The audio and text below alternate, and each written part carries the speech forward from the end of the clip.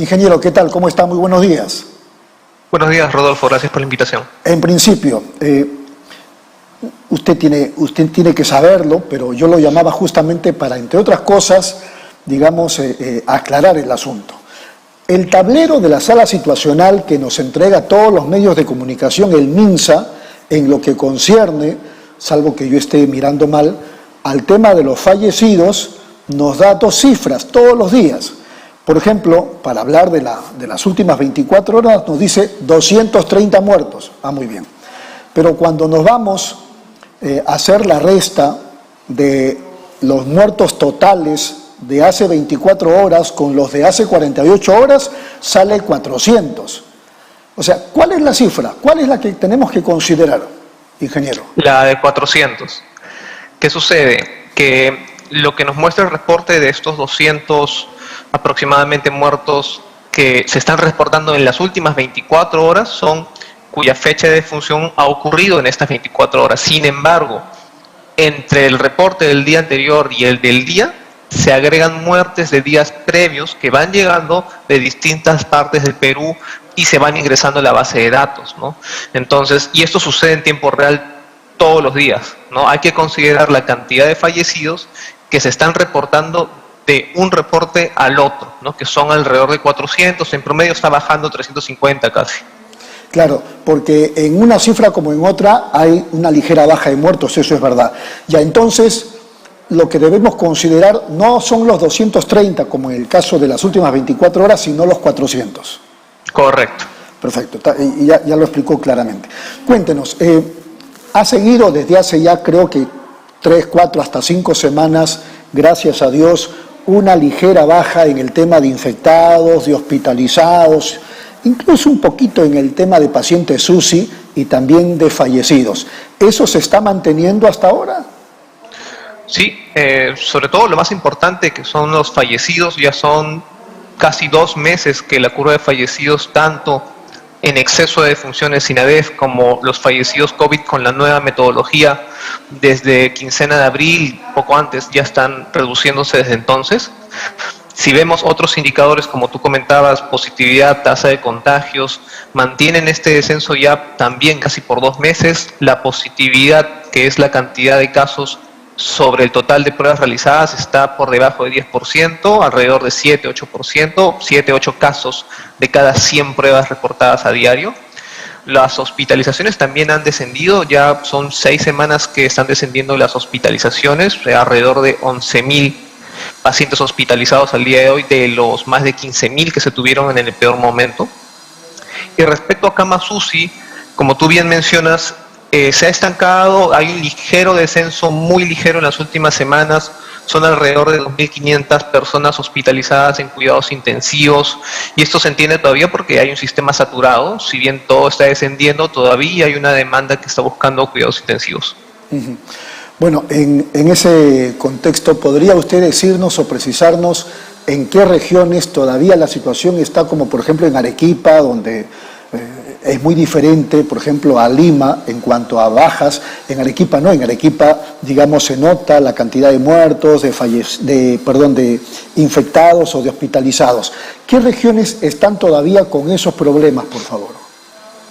La única al día de hoy que preocupa por el ascenso de la curva de fallecidos constante, sostenido, es Arequipa. Arequipa tiene una curva de fallecidos que está aumentando desde hace ya 2 meses.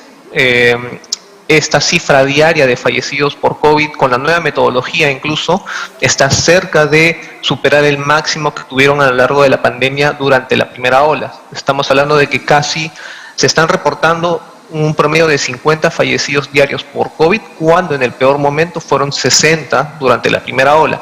Esta curva, como te digo, no tiene ninguna tendencia a estar desacelerando, viene 2 meses en constante ascenso y es la única región, lamentablemente en todo el país, que no ha mostrado ninguna mejoría en estos 2 meses. ¿Cuál podría ser la razón, especulando un poquito, qué podría estar motivando eso en la región Arequipa?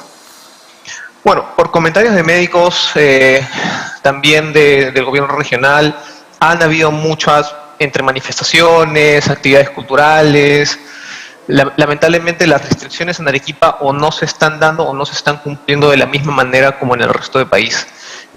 Para que se esté dando este incremento por más de 2 meses ya escapa de cualquier otra tendencia que hayamos visto en regiones en esta primera parte del año, ¿no? Entonces, seguramente, y esto es especulando como tú bien dices, un tema de comportamiento y restricciones que no se están dando en la región. Claro. En relación a la tercera ola, yo escuché el otro día, ya hace algunas semanas atrás, al ministro de Salud decir que podría llegar entre agosto y septiembre, ya estamos casi a puertas. ¿Cómo estamos marchando en el asunto de la inoculación de las vacunas contra el COVID-19 a nivel nacional? Porque entiendo que eso va a ser importante para recibir a esa tercera ola. El ritmo de vacunación ha aumentado considerablemente, al menos antes de este fin de semana por las elecciones. Se estaban vacunando o aplicando cerca de 80.000 dosis por día, y esa cifra iba aumentando a medida que llegaban más vacunas. El porcentaje de personas vacunadas sobre la población objetivo ya era superior a un 10% y se concentraba, como sabes, sobre la población adulta.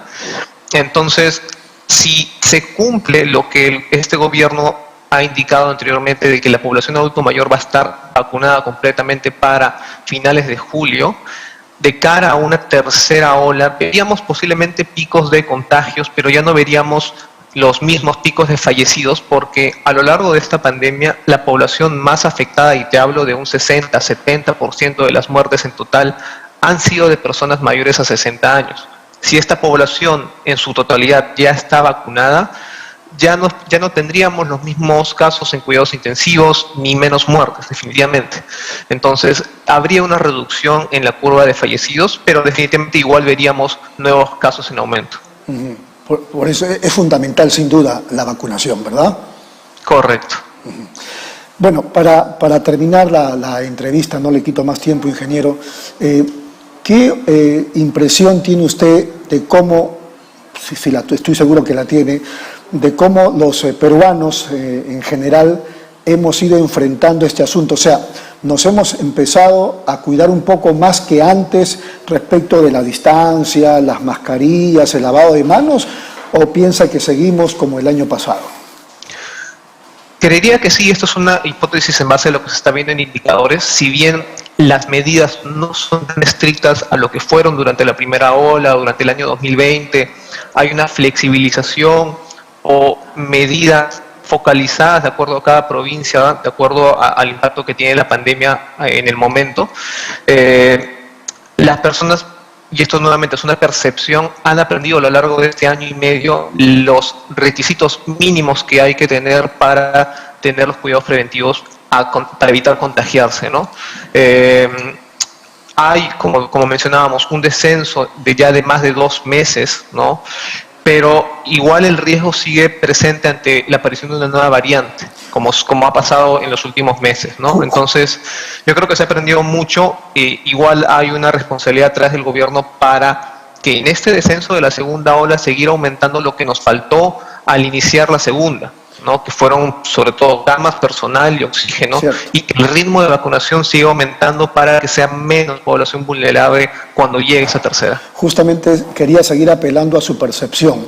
El gobierno que entre, que ya dentro de algunas semanas asumirá gestión, todavía no se sabe cuál, pero ya de todas maneras el 28 de julio hay un nuevo gobierno, debe soltar, desde su percepción digo, ¿piensa que debe soltar ya algunas actividades, debe ampliar los foros o debe mantenerse tal como está hasta ahora?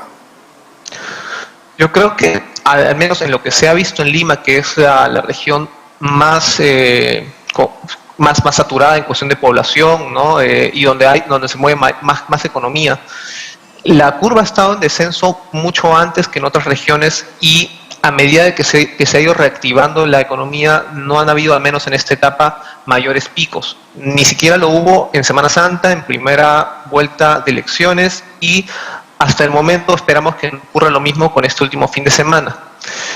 Los aforos en sí y los toques de queda, que han sido de horas, y aforos de 10 o 20%, no se aprecia que tengan un impacto representativo a la hora de ver la curva de casos o fallecidos. Si bien son necesarias tratarlas de aplicar de manera focalizada. Las ligeras variaciones que tienen pues no están, digamos, notándose una diferencia entre una y otra. En ese sentido hay que mantener seguramente, hay que seguir trabajando de manera focalizada, pero estas pequeñas variaciones en sí no he notado, al menos en números, una variación.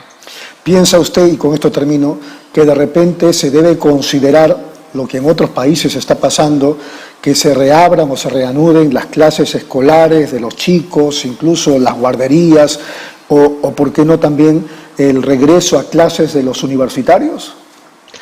Yo creo que deberíamos esperar que haya un mayor aumento de población vacunada, como ha ocurrido en estos países. Todavía nosotros estamos a poco más del 10% de la población objetivo. En estos países que ya están abriendo las clases presenciales, tienen un porcentaje de avance de más de un 50%, o al menos toda la población adulto mayor con una primera dosis. Todavía nosotros no hemos llegado a esto y habría que analizarlo en ese punto, ¿no? Yo creo que es un requisito mínimo que deberíamos tener si nos comparamos a lo que está ocurriendo en otros países.